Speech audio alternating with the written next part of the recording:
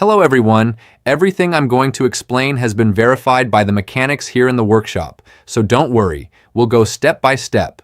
When starting the car, many customers notice that the message stays on longer than expected, and they feel the vehicle starts a little slower than usual. The workshop technicians explain that this happens because the system is checking all the safety and driver assistance modules before fully activating. As one colleague in the shop says, "It's like a routine check. The car wants to make sure everything is ready before you can drive safely."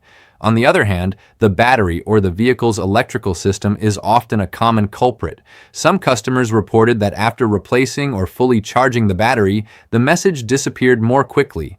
One technician clarifies, "If the voltage isn't stable, the modules take longer to initialize and display the alert to maintain safety." Additionally, sensors can cause delays, especially driver assistance ones like the lane camera or collision radar. When they are dirty or misaligned, the system takes longer to calibrate.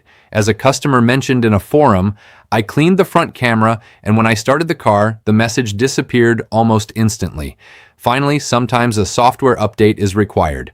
Customers who took their Acura to the dealership noticed that after updating the control module, the message disappeared faster and did not return.